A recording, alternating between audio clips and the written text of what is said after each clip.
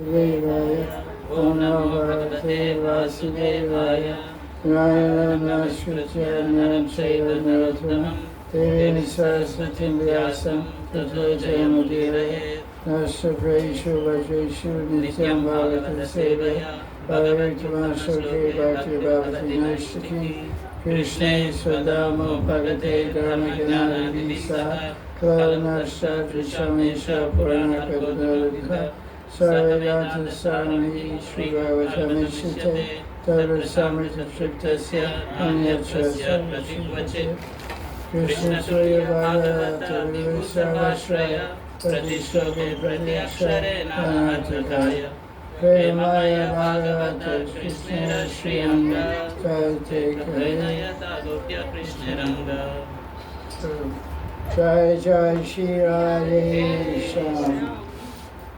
Is Srimad Bhagavatam Saturday class is loud now? Yes, good. Okay.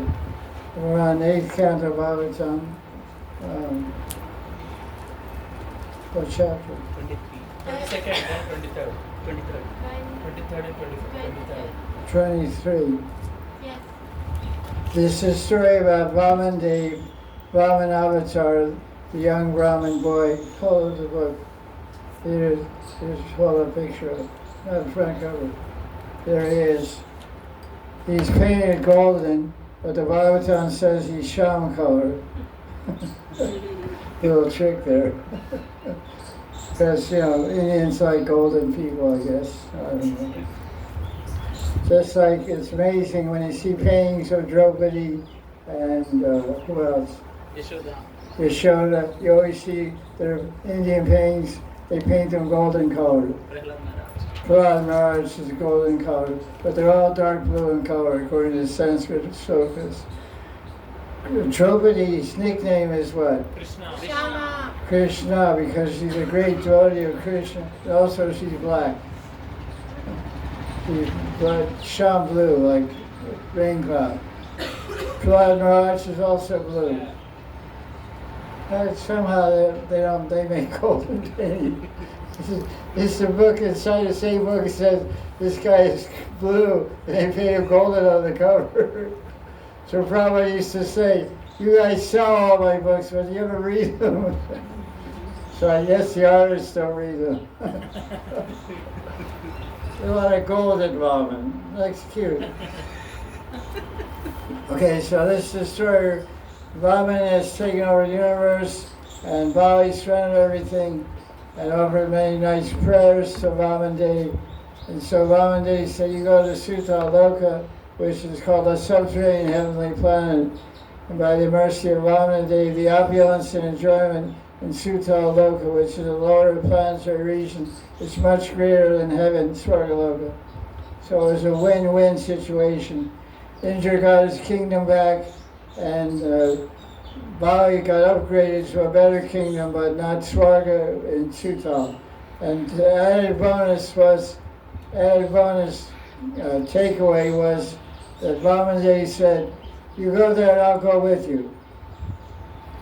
So I'll go there and be your gatekeeper. But actually, it was what the real story is. The Brahman Dev was putting Bali Maharaj under house arrest. House arrest means you stay in your house, but there's cops everywhere, so you can't get escaped. It's called house arrest. You don't go to prison or jail, but you stay in your house. All the cops are in your room and watching you. So, Bala Maharaj went to Sutaloka on the pretext of being a Chowkidar, but he actually went there to prevent Bala Maharaj from getting restless and going out and conquering the heavenly planets again, and conquering Indra. So it's like a trick. Vaman is a trickster. He came, Vaman, the word Vaman in Hindi means 52 inches tall. It's like 4.5 feet.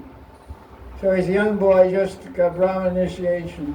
I mean, well, he looks like that. He's got Brahmin thread. And he came, I just want 3 steps of land. So that's the first sheet. 2 steps he covered the universe. And the 3rd step, he put on, Bali Maharaj said, everything left except his head. So he offered his head, and he tied it. And Bali Babaji tied him up with a rope, a snake rope. Snake rope has two good things. It ties you up and you try to escape, the snake bites you. Like some people know tricks, they can get out, you tie them with a rope, they can escape. But you can't escape the bite of a cobra. So if somebody ties you up with a cobra, you can't move. If you try to move, you get bitten and then you're dead. So that's a good rope. Oh, Baba's getting blocked. I love Baba. So let's read this chapter 23. Oh, we have a summary here, a BBC summary. And it's Bali Maharaj goes to Sutta Loka.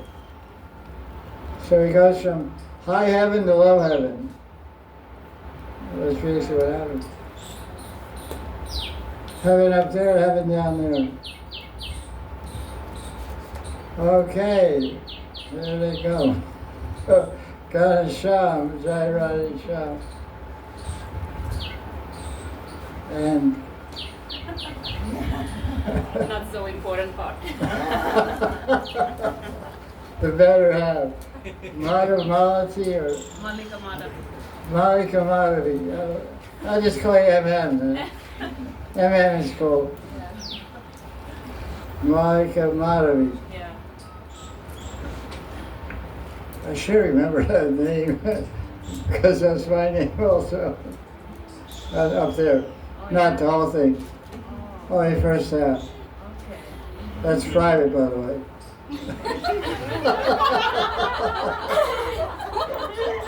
That's supposed to be told anyone. Sorry, Rudy. Okay. But we can't be friends here, but out there.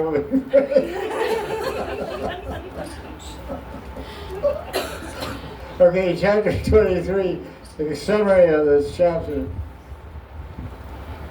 Because you may know or may not know, but Bali Maharaj is the descendant of Prahlad Maharaj. So when the Sringadev killed Prahlad's father and saved Prahlad, the Sringadev told Prahlad, he gave him a blessing. He said, 21 generations of your ancestors before, previous, and future will always be protected by me, will all become liberated by me. So Bali Maharaj is a son of Virochan, and Virochan is the son of Prahlad. So Prahlad came to see what was happening with his grandson. Yes. So Prahlad came there to get darshan of Mahanidhi because he's a great Premi Bhakta, and also to bless his grandson. In fact, he went with him to Sutala. Prahlad went with Bali Maharaj, he went to Sutala, and that's what's being described in the summary here. And Prahlad offered all kinds of nice prayers in chapter 23 to glorify Mahanidhi. And Prahlad said, you're very liberal, especially, Prahlad said, Bhagavan, you're very liberal, especially to your devotees. Everyone sitting here knows that, because you're all nonsense.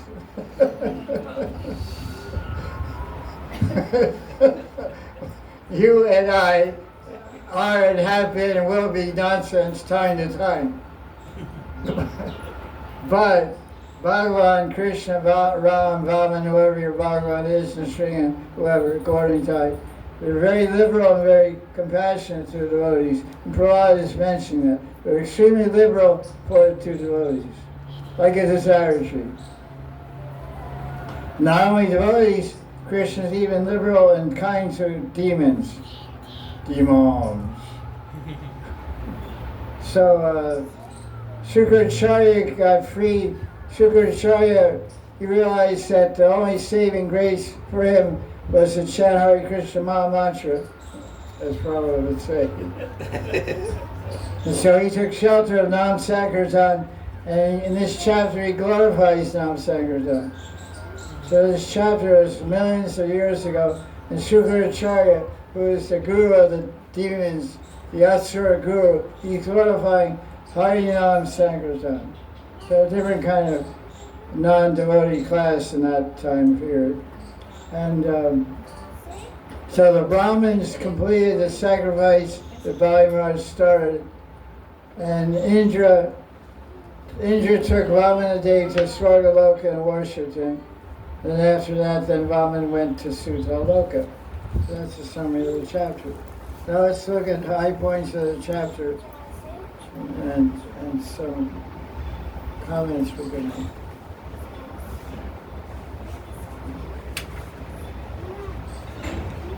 So,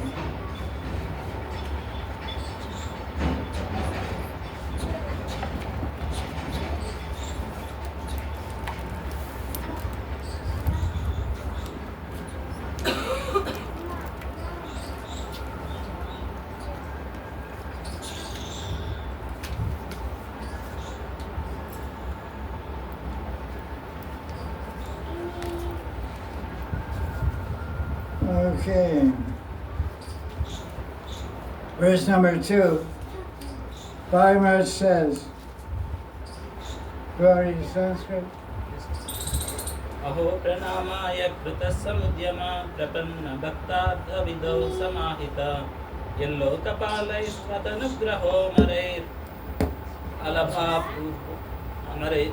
अलब्धपूर्वोपशदे असुरेर्पिता. Bali Maharaj said, aha, just my eagerness to offer respects yields results sought by surrendered devotees. This low demon has received your rare mercy, which is not received previously even by the Devatas. So Bali Maharaj is glorifying Vamanadeva by saying, you're so merciful, so compassionate, it's just by my having eagerness to offer prayers to you, you're giving so much mercy to me, even I'm a non-devotee. So Prabhupada has a nice commentary on this verse I want to share with you.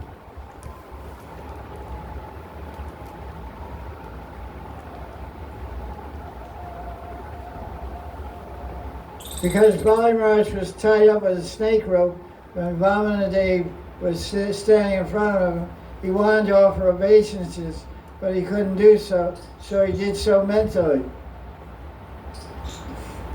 Krishna is known as Babaji Janardhan, which means Babaji, which means Krishna takes only the essence of a devotee's attitude, Baba.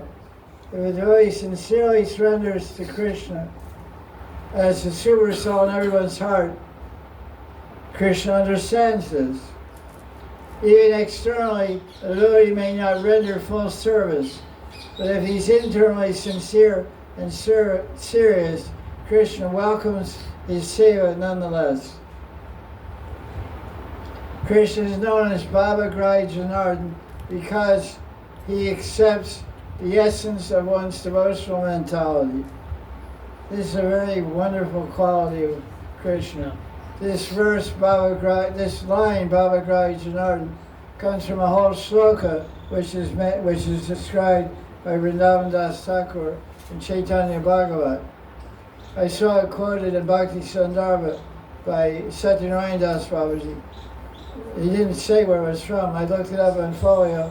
I found it in Chaitanya Bhagavat. It's a very common phrase in ISKCON because Prabhupada used it all the time, Babaji Janardhan. Because Prabhupada could see that Western devotees like you guys and me, all of you sitting here and everyone listening, we're not so powerful in austerity, not so powerful in mentality. We don't have such great intelligence to understand all these intricacies of Vedic Siddhanta and Vedanta in general. And we don't have so much determination, and because we're very weak-minded and hard to control our senses in Kali Yuga. So Prabhupada was dealing with us kind of people when he came here in the 1960s and 70s. And so he was very much preaching on this concept. He used this phrase, Babaji Janardhan, hundreds of times. because Prabhupada accepted the mentality. Prabhupada has a special quality. Anybody he saw came to him, high or low, black or white, or young or poor or rich. It had just a degree, one grain of devotion and sincerity. Prabhupada would accept that and make it expand it and encourage it and enthuse it.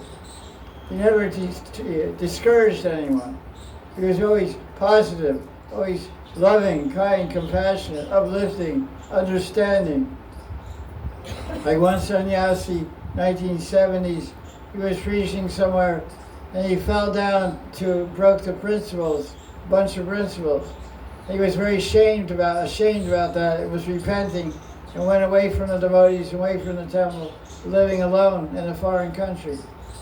And Prabhupada heard about it and he said, oh, tell him to come see me, I want to see him. But he was told that, but he was too shy. Finally he came back.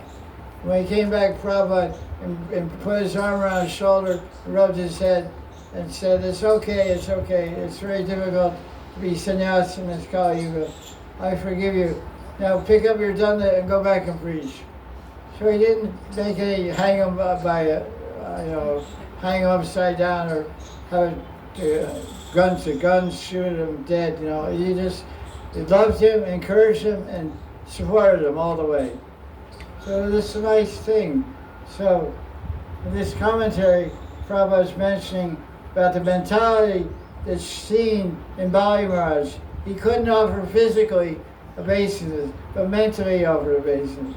So that's called Manasi Seva. Manasi Seva is described by Rupa Goswami and Bhakti Rasamrita Sindhu. What's the story? Prithstham Guru Brahmana. Yeah, somewhere in South India, I guess. South Indian Brahmin was very poor, but he wanted to offer opulent puja to his Shalagram, Shila, I guess, Shamurti. So in his mind he offered sweet rice with raisins and saffron and cashews and all kinds of tasty, delectable, costly things, but she didn't have the means, the money to buy. And he was thinking to make the offering in his mind, and he wanted to see it was too hot. So he touched the tip of his finger, not his fingernail, because that's contaminated in puja, but just the tip of his finger, and it touched the hot, boiling, mental sweet rice in his mind. It was hot, it was too hot. And he went, ow, it burned in his meditation. He woke up, and his finger was burned.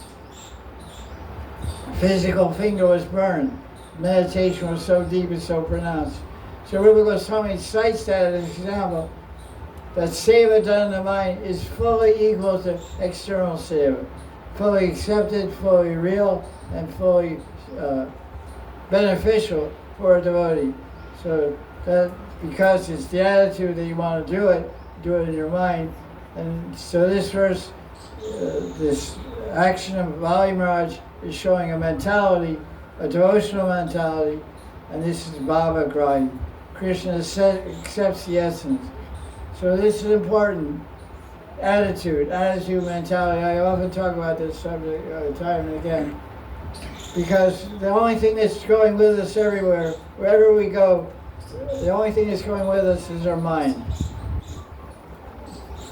Our mind is going with us every day, every night. Our eyes closed, our body sleeps, our mind's moving. And when we die, our mind also moves. The subtle body carries the Atma out of this body into the next body. Subtle body contains man, chitta, buddhi, and hankara. It's all part of the subtle body. So that's the vehicle that takes the pran and the Atma out of this body to the next body. So the mind, that mentality that we're cultivating, will carry us to the next body. Mentality is so important, attitude is so important. So whatever we're doing, we can't do anything. We're just sitting somewhere. We're thinking, Krishna, I'm sitting on this bus, but I want to bathe you. I want to bathe Radha Raman.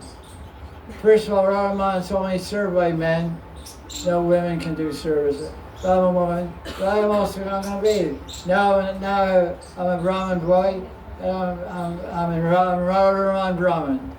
I'm going on the altar, I'm bathing, I'm holding Radharaman, I'm bathing. And all you're having a bus ride from Mathura to Delhi. The whole way on the bus, you're bathing Radharaman in your mind. How much bliss will you feel when you get to Delhi? You want to go back and see Radharaman. I've done this kind of thing when long bus rides and train rides and stuff. I traveled a little bit around India that way, by bus and train. Back in 1986 and 85, 86, and the beginning of 87.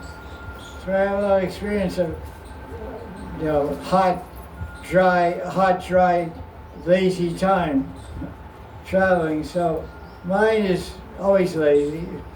Thinking is not so much effort. Close your eyes, half sleep and half think. So meditate, it's a very blissful experience. So let's go on to this chapter and see what else we can find. Okay, all kinds of prayers. Bhagavatam's full of prayers. A lot of our prayers to Mahanidhi. And Shukadev says in verse 12, O King Parikshit, Prahlad Maharaj and Bali went together and entered Sutaloka. Text 15 says, Shukracharya is saying now. Shukracharya is speaking. Although Bali Maharaj wasn't able to complete his sacrifice, Shukracharya is saying, there's no problem because Bali is worshiping Krishna, so his yoga will be successful. Yagyeshu Yagya Purusha. The Yagya Purusha, this is a very common phrase to describe Vishnu because he's the enjoyer of all sacrifices. Yagyeshu, he's the controller of Yagya and the enjoyer, a person behind Yagya, Yagya Purusha. That's what's being told in verse 15. So this is the key verse of Shukracharya, verse 23 cents for reading. 23, Gurudev. 23. No, 16. I'm sorry, I'm confused. Mantrastantrataschintram deshakalarha vastuta sarvam karoti nischitram anusankirtanam tava. Mantra, tantra. Chidra means holes, doesn't it? The word chidra means hole. False, holes. Mantra, tantra, desha, kala, vastu. And the objects, the samagri, I was in 1989, I was in Kumbh Mela, Allahabad, for 1 month.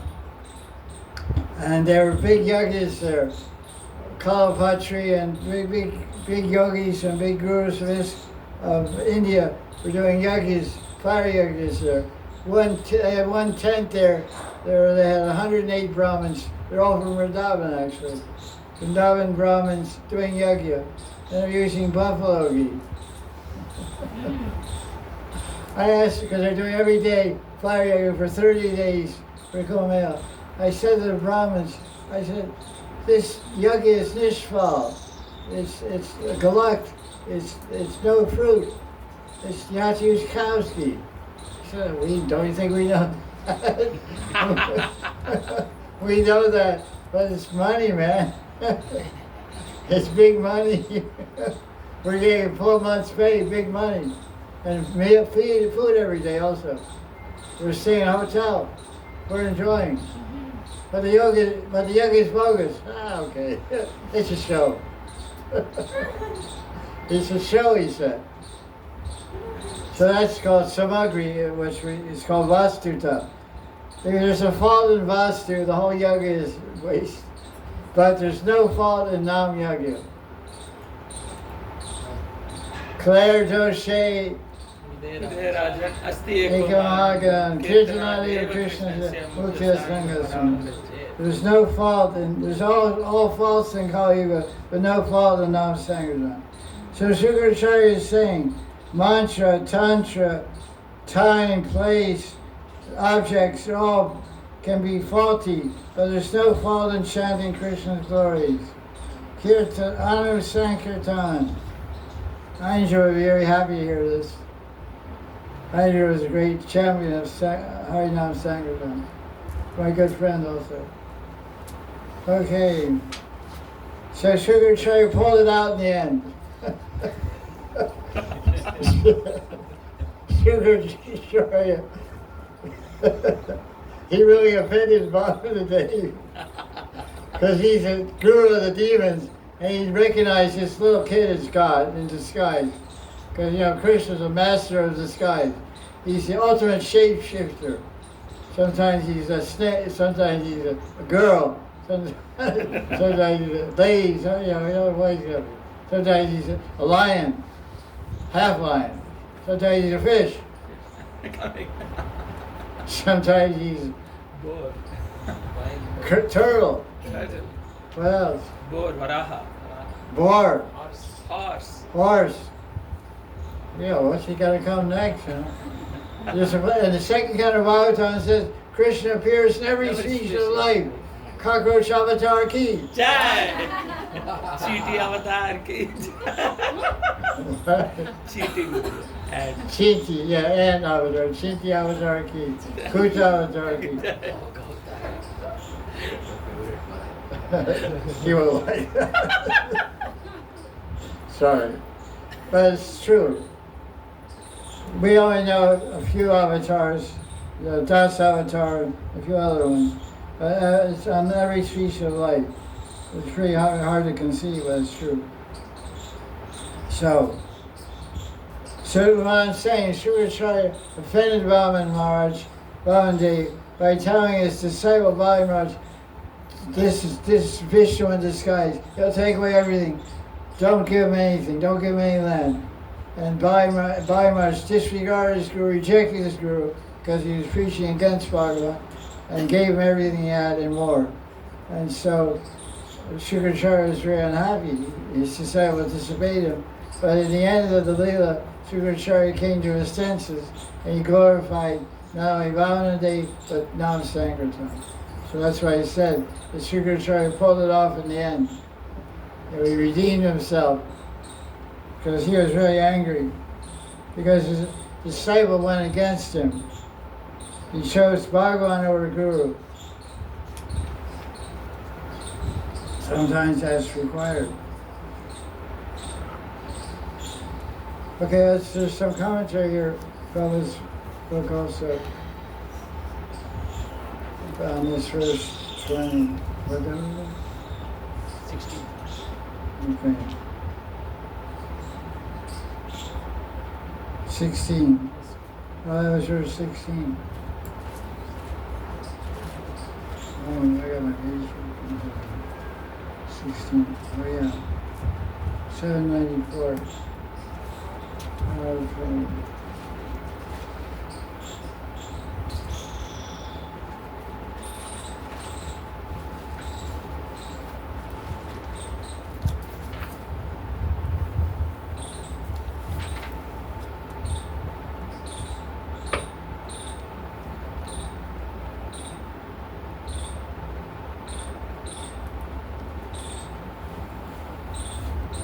I just like the way Prabhupada translated this verse 16, so I'll read that. Shukadeva is glorifying Maharaj.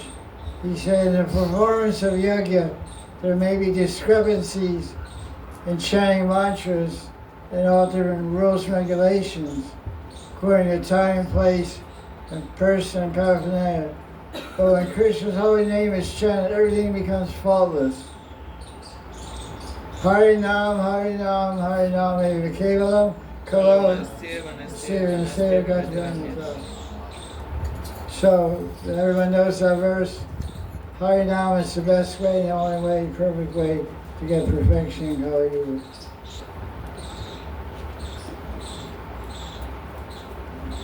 Shukracharya was a strict Brahmin, addicted to smarta way of life. But he admitted that constant chanting of Krishna Nam makes everything perfect. Jiva Goswami recommends in Sandarbhas that when one is worshipping the deity, there may be a chance for offenses. So while worshipping the deity, one should always chant Hare Krishna mantra.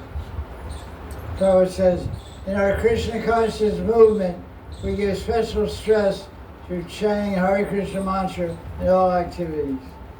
That's very sweet. I like that. Prabhupada has so much mamata bhav, possessive feelings. Our Krishna conscious movement. So we're all moving because of Prabhupada's possessiveness. That's nice. Our Krishna conscious movement. We're moving towards Krishna. We're moving towards Krishna because Prabhupada feels possessive towards each of us, like a mother feels possessive toward her child. Possessiveness means protection. Possessiveness means nourishment. Possessiveness means education and training. That's all included in the feeling of possessiveness. So Prabhupada has possessiveness for every single human being any way connected to ISKCON. So he'll educate them, protect them, nourish them. That's the power of Prabhupada's unlimited compassion.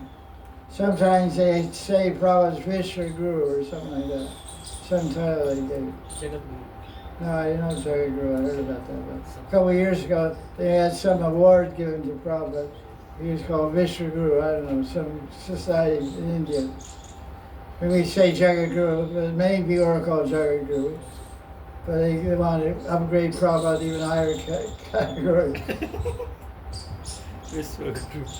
Jagat is one universe, Vishnu means, I don't know what, everywhere. Anyway, the idea is like that. So let's go on.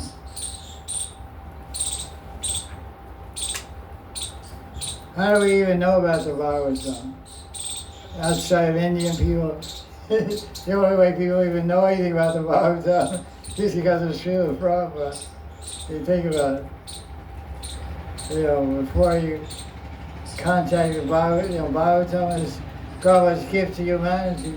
And the Bhagavatam is the love of Radha and Krishna. That's the conclusion of Bhagavatam. Gopi Bhav, the love of Radha and Krishna. Verse 28.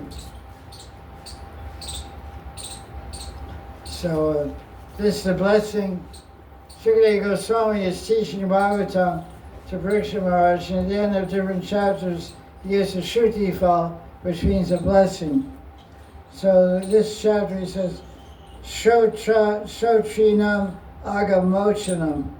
The word Aga, A-G-H-A, means sin.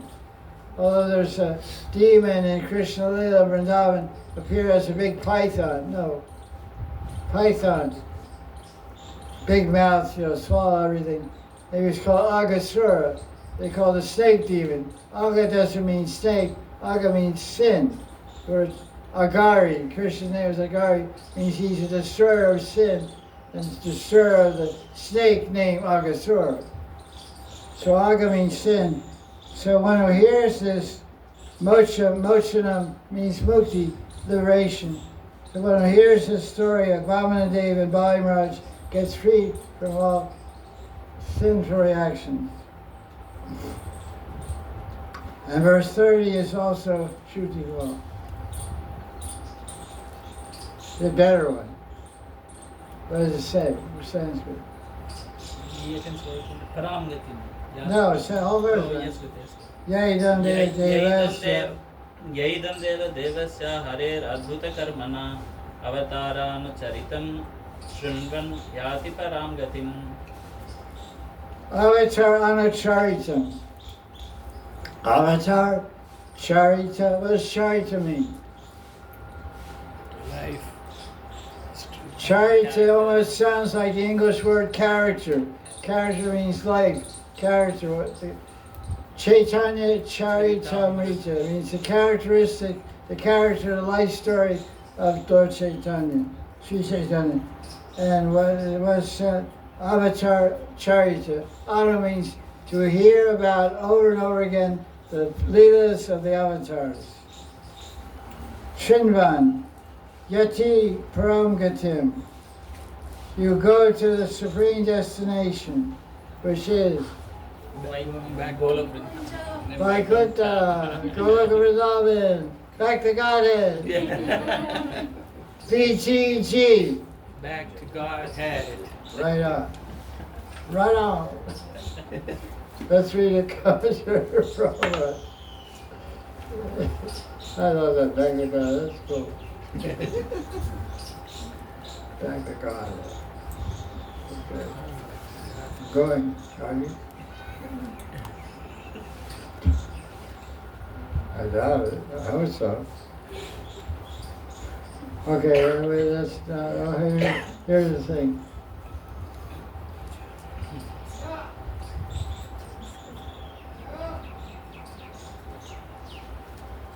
Okay, everybody gets a good deal here. The verse 31.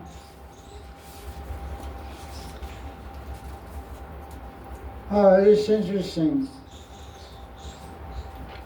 But Guru, this verse is talking about Pitri Puja. Pitri Puja means worshiping your ancestors. Like your father dies, your mother dies, you take your ashes to the Yamuna, then on the day of their death you celebrate, you worship them, and offer puja to the Pitris to free them from Pitri Loka, and by any binding they may be bound by in some subtle plane. By doing Pitri Puja, you free your ancestors from the bondage, and you get another human birth, an earth planet, and so you can attain moksha in some future life, or even get moksha in this life, next life. So he's explaining, Chakra Goswami, that the Vaman Leela should be recited during Pitri Puja functions. He says in this verse, there's three kinds of functions: Daivi karma, Pitri karma, and Manush karma. Three kinds of activities or karmas that should be done for the devatas, for the ancestors, and to worship people or human beings. Three kinds of ceremonies Prabhupada describes. The Daiva karma. So the Guru Brahma says, describes Pitri Puja, which comes, when does that come? Pitrapaksh. Pitri Ashwin Mahin. Pitri Paksh comes Ashwin Maina, which is a month before Karti. It goes from Purnami to Amavasya. Purnima, the previous month, to Amavasya. Ashwin Amavasya is the last day of Pitri Puja. That day is called, Amavasya is called Mahalaya Amavasya. Mahalaya Amavasya. So at least if you worship your ancestors on Ashwin Amavasya, it's Mahalaya. It liberates everyone, the whole universe. It's a very auspicious day to do Yajna and Puja on behalf of your ancestors, your father, mother, grandfather, etc. Because it's important. According to Vedic Dharma, if you don't liberate or do Pitri Puja, you get reaction. You'll have trouble with your fourth house in your chart in the next life. You see, when you go to astrologers, people have difficulty getting married, have difficulty in marriage, have trouble with the fourth house. It's house of family, I think so. And what the astrologers usually say, they say you're having trouble with your husband or wife or getting married because of Pitri dosh. And they may say it's Pita dosh or Mata dosh. You have a fault with your mother. Your mother cursed you in her last life, and that curse is prabdha karma you're experiencing in this life. So then there's different remedial measures you can do to eliminate that Pitri dosh, that fault of offending your mother and father in last life. You offended your mother and father in last life, and you're suffering this life because of offense. It's called, now they're in Petri Loka, so it's called Petri Dosh, but it's specifically related to your mother, father, or Duicha, or how do you say brother? Brachi. Brachi Dosh, Duicha, sister Dosh, brother Dosh. It's not a joke, it's real reality. Yes, sir. Maharaj, this is Kal Sarpyoga. Huh? Kal Sarpyoga. What about it? They asked us to do yajna for Kal What is it? Sarpyoga. He's talking about Kala I Sarpyoga. did everything. Yeah. It's not astrology. The verse is talking about Petri Puja, so I'm just elaborating on the concept of Petri Puja. Stay on top of it, man. So, Madan is described a little bit in Srimad Bhagavatam, Maharaj discussion. I'll read some from there.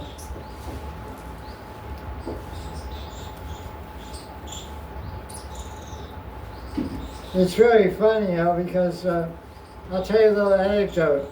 I'm a little embarrassed to tell, but I might as well get embarrassed. It's fun. I joined ISKCON in 1975, and I didn't see my mother for 6 years. I saw her in 1981, and I saw her for 45 minutes, for about 2 hours actually. And then I left, and then I didn't see her again. She left this world. So before I left, I was in India in 1981, in Rishikesh, at a preaching center of ISKCON Vrindavan. I was there for 6 months, living in Rishikesh, bathing and all that stuff. And I met a lady there named Rice Lady. She was a tantric. And I asked her something, and she told me something.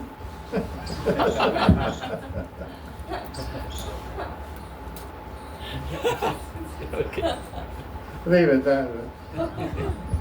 But those are things, So she said, be nice to your mother. She said, be nice to your mother. So I said, okay. So I met her, because I was going to a temple from the airport, and she was on the way. So I saw. And so we walked to the car, I rented a car, and we embraced, she's my mother.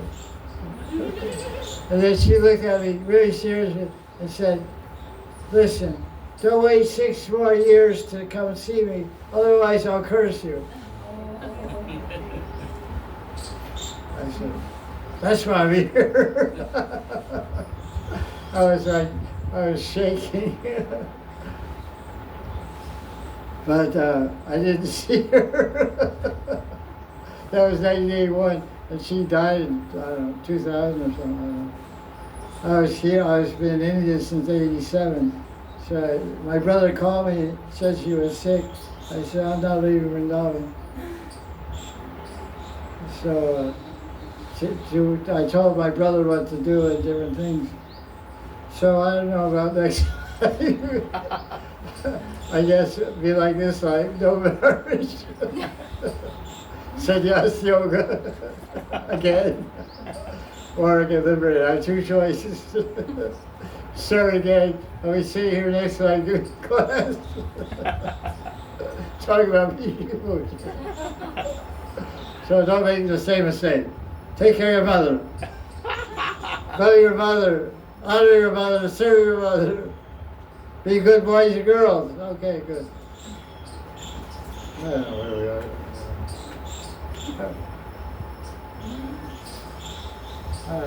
Where are we? Discrepancies. Pitru Puja. Page 308. Last Okay. verse. So, this is a commentary on Srimad Bhagavatam by Sanatana Goswami, Part 1, Chapter 4, verse 34.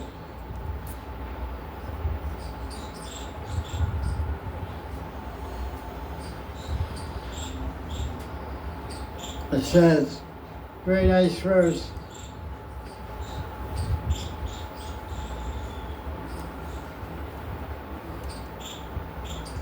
Prahlad Maharaj is speaking this verse from some other Purana, some other Purana which describes in the Srimad Prahlad Lila and also the Mahanidhi Prahlad Lila.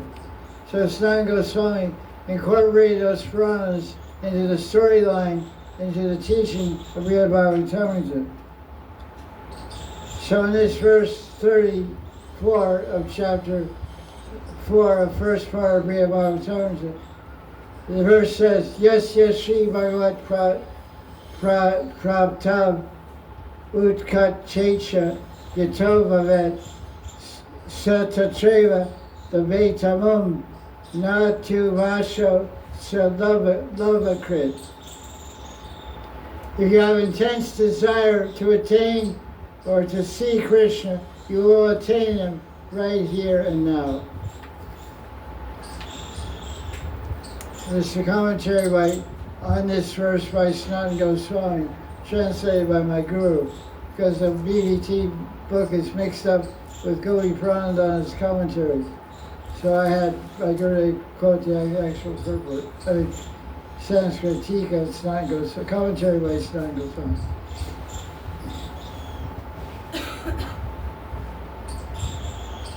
Due to their eagerness to realize their personal relationship with Krishna, devotees are convinced that Krishna is eternally present in Vrindavan. What did I say? Due to their eagerness to be with Krishna, so they are convinced that To realize their personal relationship. All right? so they are convinced that Krishna is eternally present in Vrindavan. By the special potency of Sri Vrindavan Dham, a devotee sometimes attains the darshan of Sri Krishna and his Braja Leelas. That's very nice. So that's in relation to Prahlad was speaking that to Vamanadeva before he went to Sutaloka to accompany Bali Maharaj, his grandson, to Sutaloka. So that concludes this chapter. We'll do the next chapter now.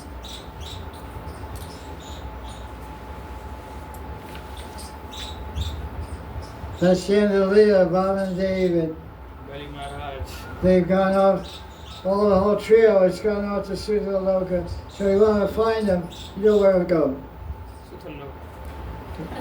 Sutaloka. How many floors? What floor is it? Third or fourth floor, bro. Third or fourth floor. What's the first floor down? Atala. Atala, Vitala, Vitala, Sutala, Sutala, Rasatala, Rasatala, Talatala, Talatala. Alatala, Talatala, Kalatala, Mahatala, Mahatala, Patala. Patala, and Alachua. Oh, Alachua? Alacha. No, that's Florida. It's a joke, you know. You gotta laugh a little bit. Come on. Lighten up, guys. Maharaj Radha Govind Maharaj, once I was in Mira Road, he said Shukracharya was actually a devotee of Krishna, but he was trying to check his disciple. He said it in another way.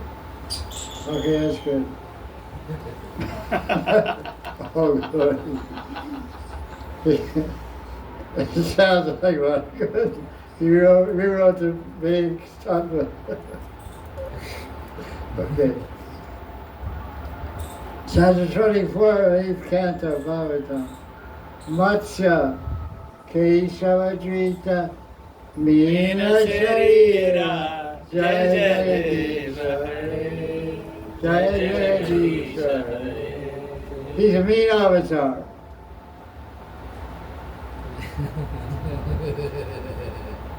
Mean is the 1970s hippie word, which means cool. That guy's mean, man. That guy's really mean, man. He's really cool. 1970s, you guys weren't even talking about it. What's to speak of war? You weren't even a concept. You're preconceptual. We're your concept. Then you become reality. So it describes the appearance of the Matsya and Satyarata and the flood. So it sounds a lot like Noah's Ark. The Bible has some guy named Noah, and he built a big boat. Everybody got on there and got all kinds of species and creatures, and they sailed around flood waters of devastation. They're very much parallel to the Bhagavatam description. So Bhagavan appears on the planet at different times to protect devotees and destroy non-devotees, and to protect cows and Brahmins and establish Vedic Dharma. Because of different forms, and corrects the atmosphere, makes everything peaceful and beautiful. So that's basically what that chapter is. Let's look at the key points of chapter 24. Matsya started off small and got big. Like most of you guys.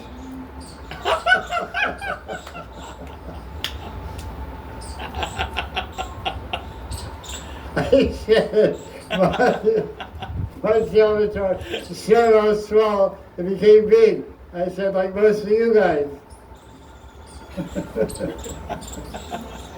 You weren't this big when you're born.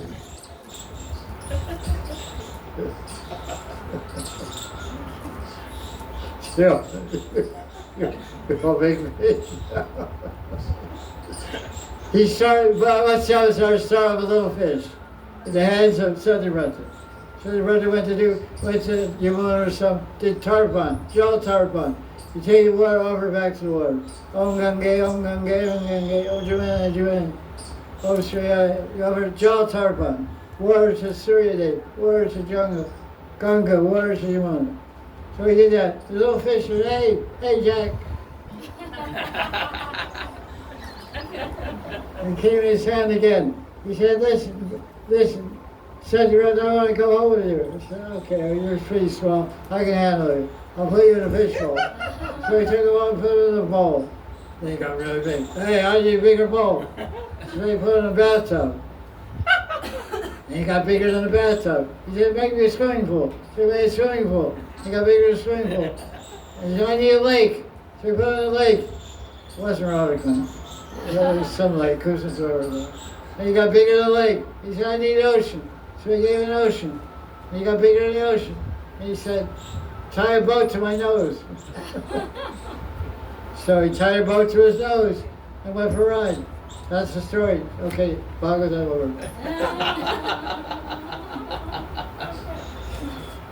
It's pretty exciting, huh?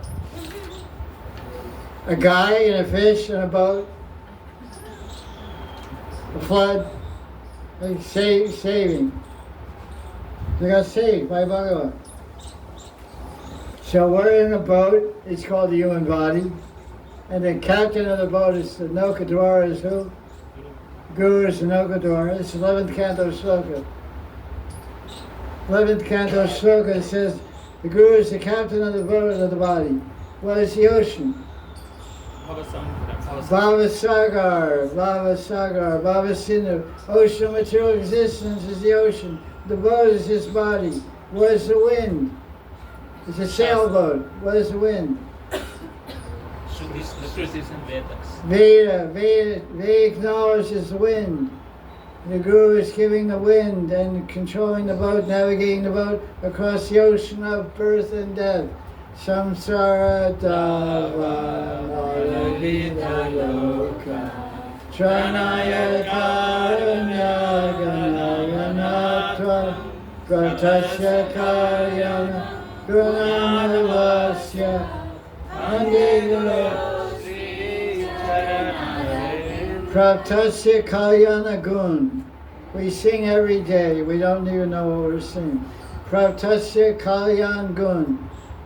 Pratasya means acquired. You own it. You own it. You own it, man. It's a very common phrase now. He owned it. You know.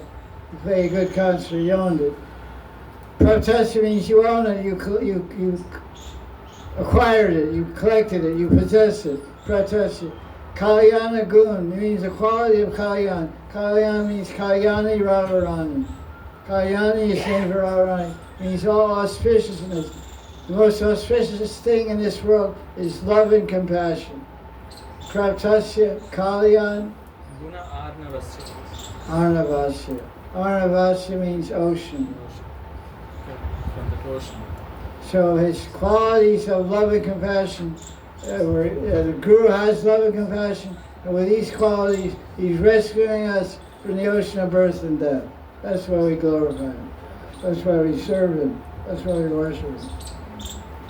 There's two appearances of Matsya. One, he killed the demon Hayagriva, which is not to confuse with the horse avatar Hayagriva. The other one appeared to Satyvrata in the 8th Canto of Bhagavatam. So there's two appearances. We're hearing about the second one. And let's see, 820. There's some commentary here. Between the fan and the pages of my nose, it's like, oh, true. Those bad. The pages flying. Crazy. Okay.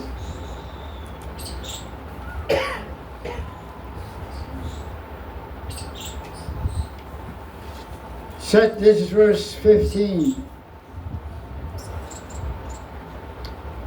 King Satyavrata did not know that the fish was Bhagavan, but he decided happily to give the fish protection. This is called serving Krishna without knowledge. Prabhupada says such service is called a Gata Sukriti. I just want to make a little clarification here. I'm not going to argue the point, but I will just because Prabhupada's calling it Gata Sukriti. But this particular term, just for FYI, for your information, this term Agata Sukriti is not to be found anywhere in the writings, in the books of the 6 Goswamis. Rupa Goswami, Jiva Goswami, Sanatana Goswami, Narottam Das Thakur, Baladev Vidyabhushan, Krishnadas Kaviraj, Vrindavan Das Thakur. This is a particularly unique term which you find generally in IGM, which means ISKCON Gaudiya Math. Actually, it's called Agyata Seva. Jiva Goswami describes this concept, which means unknowing service to Bhagavan. Like, for example, a devotee wears karmi clothes and a hat, and he has hair like this. He puts a hat on and karmi clothes. He goes door to door collecting money.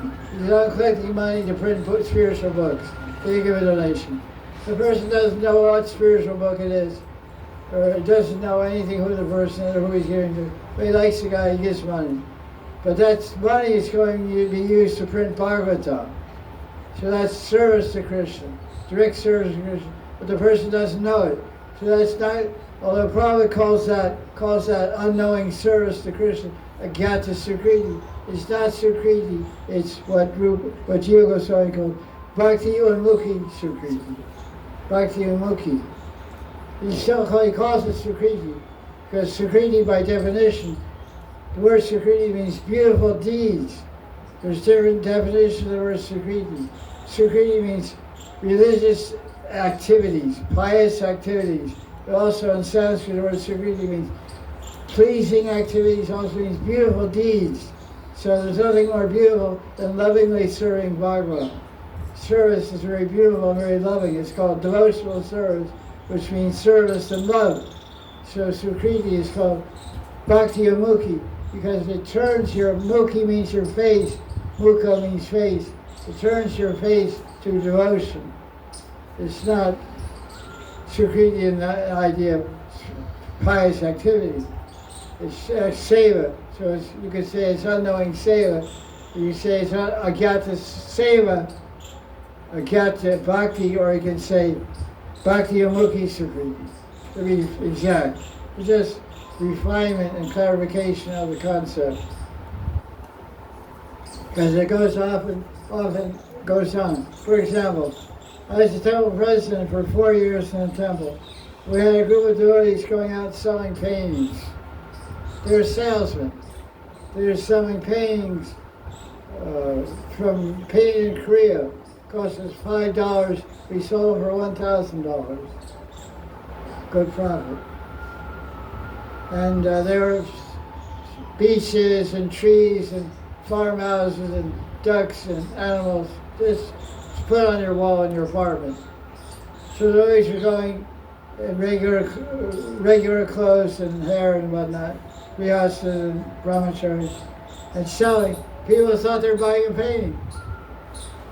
They was going to the temple to buy boga photography and to do puja and buy outfits. It was all going directly into Krishna's service. So they're all doing big seva to the temple. But they didn't know it, so it's called a Gata Seva, unknowing Seva. So they got so much blessing and benefit by that. So that's just the idea to understand. Okay, let's.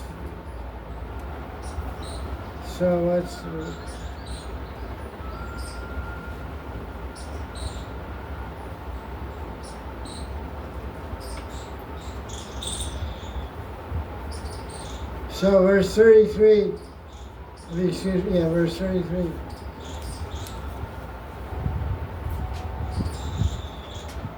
This Samatya told Satyavata to get a big boat and get all seeds of all species, and get all the sages and all the seeds, and everybody on the boat. And a powerful wind came, and all this stuff. And they tied Vasuki to the Matsya had a horn, fish or something had a horn. They tied a stake like a rope to it and balanced the movements of the boat or something. So Matsya the boat traveled for 1,000 and millions of years in the ocean of devastation. Verse 37. Prabhupada has a commentary on that. We'll read. It's straight out of it sounds like the Bible. There's some I don't know the Bible. I never read the Bible myself. There's some story I used to the Bible. No, it's called Noah's Ark.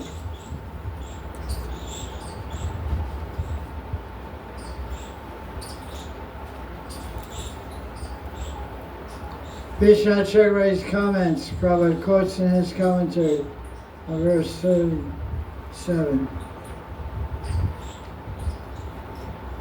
It was a long time, it was the day of Brahma, the flood was going on, devastation.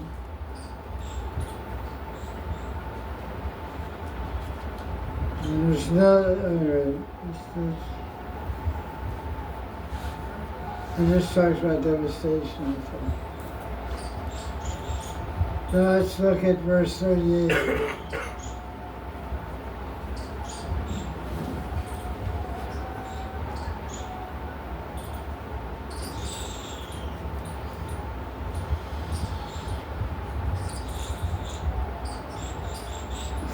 Verse 38.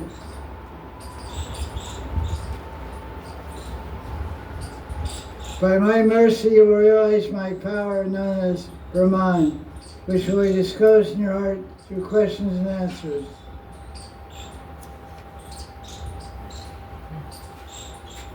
So Satyavata was asking, how I know you?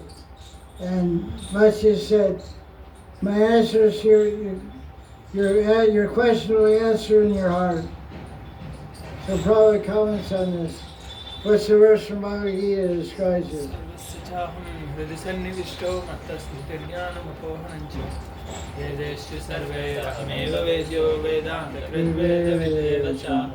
Krishna says in Gita 15, chapter 15, verse Then I'm in your heart and I give you knowledge. I make you forget also. You want to forget Krishna? Krishna help you forget. Prabhupada's commentary. Krishna reveals himself in proportion to one's surrender.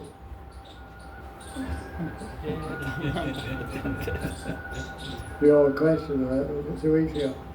The responsive cooperation. I like this phrase. The responsive cooperation. Krishna reveals himself in proportion to one's surrender. So it's a business of surrender. It's not a business, but it sounds like a business. It's the more you do, the more you get. Sometimes you don't do anything, you get everything also. Yeah. So it's unpredictable. It's called Kripa City. You don't do anything, you get mercy. But generally people do something to get mercy. That's what Rupa Goswami said. Don't count on getting money without working. I'm not going to work, but I'll get money. No. Most likely won't get any money. So you have to work. So you have to do work and devotion to get mercy from Krishna. Although sometimes he gets mercy with doing nothing. You may be an example of that. I hope you are. Easy way out. Do nothing, get all the mercy. But we don't see that much. Everybody buys a ticket to the lottery. One guy wins. So, counting on Kripa City is like buying a lottery ticket. Better you do your homework. Hearing, chanting, remembering Krishna every day without fail. And if Krishna wants to show himself, he'll show himself in responsive cooperation to the degree of your surrender. Responsive cooperation to the degree of your surrender. That's so sweet.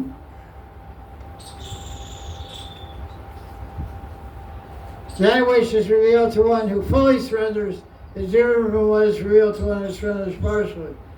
Everyone naturally surrenders, either directly or indirectly. What does it mean, indirect surrender to Krishna? We surrender to Maya. You're smart. Experience also. Experience is the greatest teacher. Yeah, right? Is it right? Yeah. Could be true. Hope not. Probably not. Anyway. Okay, let's go on here. It's a great commentary. When one fully surrenders to Krishna, Maya does not act upon him or her. I have to qualify that. Him or her. She or he. It. Such a surrendered soul is favored by Krishna directly. Mame ve prapadyante maya me tam tarantite. One who is surrendered to Krishna has no fear of Maya, for everything is expansion of Krishna. Everything will be gradually revealed and realized. Ardar, revealed and realized. Are you revealed? Are you realized? Ardar. Ardar means rest and relaxation. Yeah. Sometimes. Okay, let's go on. It's so exciting, isn't it? This guy's really excited. He's about to go to sleep. He's like, okay, cool then. Pull up a wall and go to sleep. Okay, what to do? Sorry, keep going. Hey, look at verse 46.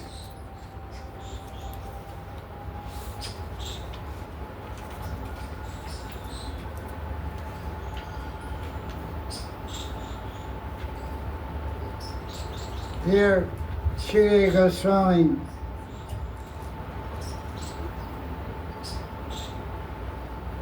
the king is speaking. He's saying, those who have lost their knowledge because of ignorance and suffering in the material world can get the mercy of devotees. And you acting as the Guru in the heart will liberate the person. It's a really nice verse, and Prabhupada's nice commentary we'd like to share.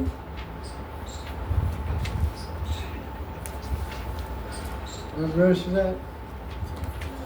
46. Okay.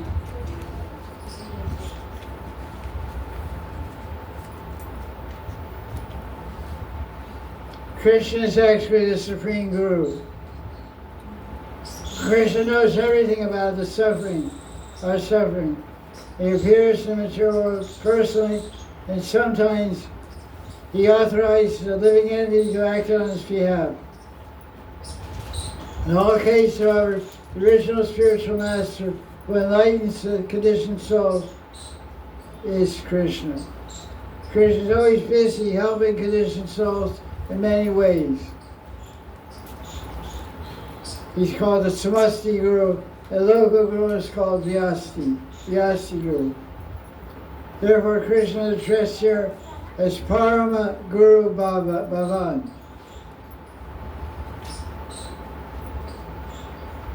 The representative of Krishna who spreads Krishna consciousness is also guided by Krishna in the heart. Such a person may appear like an ordinary human being, but because the person acts on behalf of Krishna, the Supreme Guru, he or she should not be neglected as ordinary.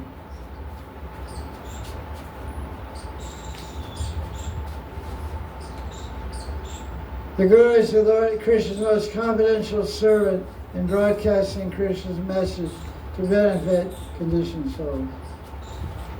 Now verse 48, the read in Sanskrit. यत्सेवयाग्नेरिवरुद्ररोदनं पुमान् विजह्यात्मरमात्मनस्तमां भजेतवर्णं निजमेष शोभ्ययो भूयत् स ईशा परमो गुरोर्गुरु. Yeah, verse 48, huh? Yes.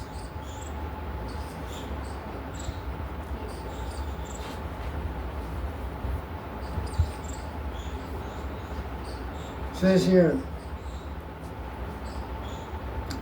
by serving Krishna, a jiva will conquer ignorance and attain their sarup. These are Vajeta Varnam Nijam. Nijam means own, Vajeta means worship. Vajeta Varnam. Varnam means form. Varnam means color. Varnam means, Prabhupada's commentary is very nice. He says the word Varnam. Vajeta Varnam Nijam. Vajeta means bhajan. By doing Raganuga Bhajan, by doing Raganuga Bhajan, the conditioned soul will realize their Siddha Sarup, Vajeta Varanijam, their own individual Siddha Sarup. Prabhupada's commentary is very illuminating. He says in this verse 48 from chapter 24, 8th Canto, the word Varam means the luster of one's original spiritual identity.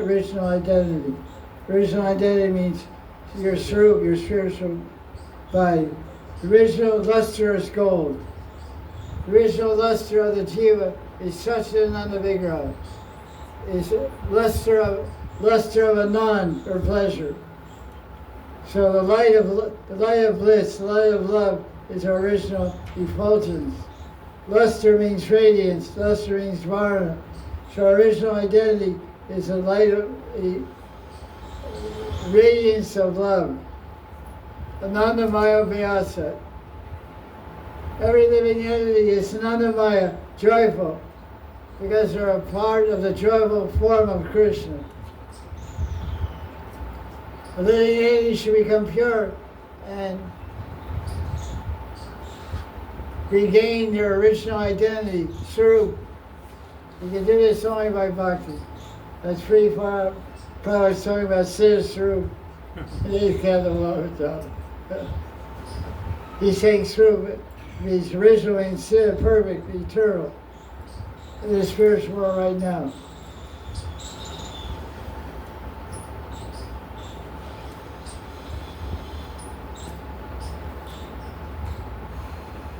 The original Guru is Krishna. His disciple is Narada. His disciple is Vyasa. In this way, we gradually come in touch with Guru Parampara. One cannot become a Guru unless he knows Krishna. The mission of the Guru is the mission of Krishna, to spread Krishna consciousness all over the world. Nitai Gaur Hari Bol. Prabhupada is such an ecstatic preacher. He loves to preach. He was born to preach. Look at verse 51. Okay.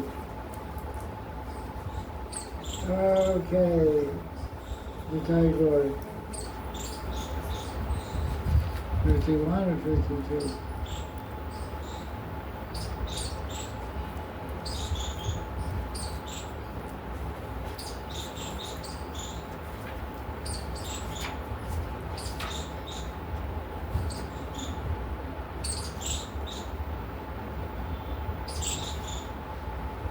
I like Prabhupada's nice comment on this verse 51.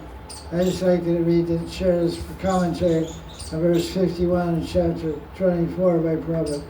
Krishna lives in the spiritual world in his original personality, and a devotee who follows the instructions of Krishna approaches him. As a spiritual person, such a devotee returns to Krishna and plays and dances with him. That is the ultimate goal of life. It's such a sweet, intimate commentary. It says right here, a spiritual person, such a devotee, returns to Krishna and plays and dances with Krishna. Plays and dances with Krishna. It's really sweet. This is the ultimate goal of life. So the ultimate goal of life is what? Playing and dancing. Let's dance, let's play. Nice. Yes. It's really cool. A nice, really sweet gem of a commentary. Krishna's a little dry in that one. Prabhupada scored a home run there. Verse 52 in Sanskrit. The long one. त्वं सर्वलोकस्य सुहृत्प्रियेश्वरो यात्मा गुरुज्ञानमभीष्टसिद्धिः तथापि लोको न भवन्तमन्धधीर् जानाति सन्तं हृदि बद्धकामः. What's the most important Sanskrit phrase in this verse?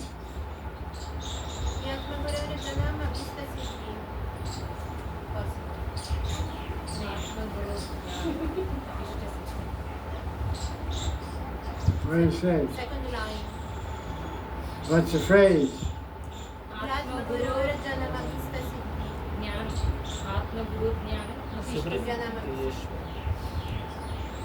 Most important phrase is Abhishta Siddhi. Abhishta Siddhi. Perfection of heart's cherished desire. Abhishta. Cherished desire of your heart. You get perfection by what? By serving Krishna in rasa. Look at the verse. Tvam sarva surit means sakiras. Priya means madhuras. Priya tam shamasham. Madhuras, amorous loving sentiments of Radha and Krishna. Priya tam. Surit Priya Ishra. Ishra means Dasyaras, controller. So, the word Surit means Sakyabhav. Priya means Madhuryaras. Ishra means Dasya. Ava means Shantabhav. So the verse is very rustic verse. Prabhupada's commentary. The real purpose of life is to go back. Home, back to garden. You got it. And live with SPOG. Supreme Personality of God. Got it. Got it. Got it. And dance with the Supreme Personality of God and eat with Supreme Personality of God. You got the point? Yes. These are different items of bliss. Please. Madan. Spiritual happiness and spiritual variegatedness. The word of Vishnu city. One can fulfill the ultimate goal of life only by Krishna Bhakti. So listen, you guys, start chanting Java. I know you're not, so start today. Don't try to fib. Don't try to lie your way out of it. Just be honest. Yeah, you're right. I start today. Hare Krishna, Hare Krishna.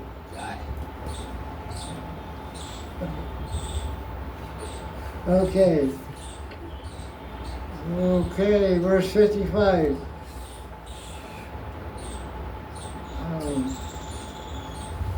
That's a very interesting verse. It's all about rasas there. Your desire for different rasas can be fulfilled by serving Krishna.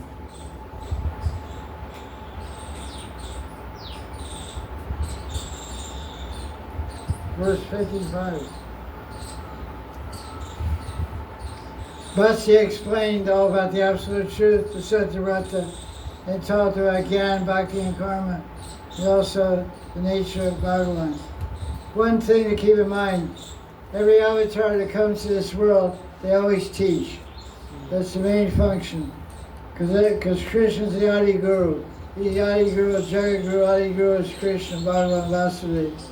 So whenever any form they come to Shringa, he teaches. Bhavan, he teaches. Vatsi teaches. Ra teaches. Everywhere in the Bhagavatam where you see an avatar described, there's always so many shlokas and Sanskrit teaching verses. Mahaprabhu came to teach Radharani's love and Radha's bhav and love and sweetness, but he also taught so many tattvas and siddhanta as part of his avatar definition. So every avatar is a teacher. So that's important to keep in mind. So teaching of Matsya Shiksha, you can say. Matsya Avatar Shiksha. He gave valuable Shiksha about the absolute truth, which we shared a few points about. So he taught, Matsya taught Satyavrata, Gyan, Bhakti, and Karma. Prabhupada's commentary on this one. I don't know if he has a commentary. No, he just translates, that's verse 55. Right? Yeah, Prabhupada just gives a more detailed translation. He said Krishna, the Matsya Avatar, taught Satyavrata Sankhya Yoga, which one distinguishes between spirit and matter, Atma and material energy. And then he taught Bhakti Yoga and Puranic old histories and Samhitas, books of law. And Matsya explained himself in all these scriptures, Shastras. That's about it. I think that's about the end of the chapter. We'll see. And Vishnu says in the commentary on verse 58 also, to the purpose of this avatar and every avatar is to give knowledge. The Shruti Phala. Anyone who hears this description gets free from reaction of sinful life. All ambitions get fulfilled. Interesting word in verse 60. Read the Sanskrit. Avataram hariryoyam kitayedangaham nara sankalpastasya siddhyanti sayati paramam gatim. This is a blessing that your Sankalpa city, Yanti. Yanti means to go, to move towards perfection. You get the perfection of your Sankalpas by hearing this chapter. And Yati means to move. You go to the supreme destination. So Sankalp is a very important concept in Bhajan. It's called Bhajan Sankalp. It's spelled Sankalpa, but it's pronounced Sankalp. The A is called, the A at the end of the word is called Dum A in Sanskrit. Dum A means silent, like deaf and dumb. Deaf and dumb doesn't speak. So whenever you're doing any bhakti sadhana, for example, Ekadasi. When you read the description of Ekadasi, every Ekadasi description in any Ekadasi Mahamini is said, before you observe this Ekadasi, you have to take Ekadasi Sankalp. Sankalp means the concept of sankalpa means statement of intention. What do you intend to do? What are you planning to do? So what you can make your own sankalpa, but they give them in Sanskrit verses also for every kasi, the sankalpa. For Nirjala kasi sankalpa. So it goes something like this. You can make up your own words. Okay, Krishna, today is Nirjala kasi. So today I'm not going to drink any water all day from sunrise today till sunrise tomorrow. And by doing that austerity, I will give great pleasure to you, and you will bless me with so many good things. That's called sankalpa. If you don't take a sankalpa, then you don't get any result from your brat. So sankalpa is for sankalpa, then brat, then paran. Paran means the time of breaking the brat. Paran kal. I don't know what paran means, but it's called paran kal. Means you're fasting from grain, usually Ekadasi. You say today's Ekadasi. I'm not going to eat any grains or beans from sunrise till sunrise today till sunrise tomorrow as an offering of austerity to please you, Bhagavan Sri Krishna. And by your pleasure, you'll bless me to advance in love and bhakti towards you. So that's called sankalpa. And then you have to break it the next day after sunrise before a certain time. Sometimes it's only 1 hour. A couple of Ekadasi ago, the paran time was 7:10 and sunrise was 6:15. Very short time. Sunrise 6:15. Between 6:15 and 7:10 a.m. you have to eat grains. If you eat after 7:10, you don't get the benefit.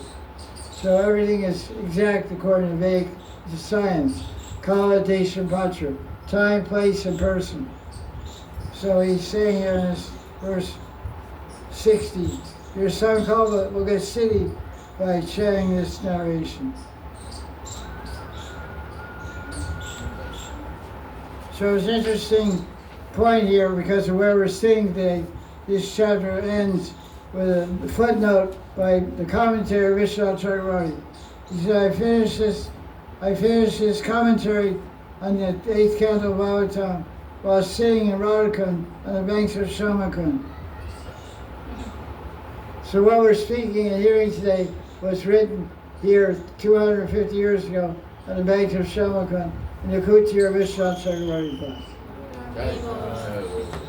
So that concludes the 8th Canto of Bhagavatam. Now, Prabhupada wrote also, following the example of Vishwanath, Prabhupada wrote an endnote on the conclusion of his commentary on the Bhagavatam, like Vishwanath, what Prabhupada said. Prabhupada said, I finished this commentary on Ranastami in 1976 in New Delhi, ISKCON. Jai Jai Shri Radhe. So we end on a sweet note. Run. So next week we'll start 9th Canto Bhagavatam, chapter 1, 2, 3. Jai Jai Shri Radhe.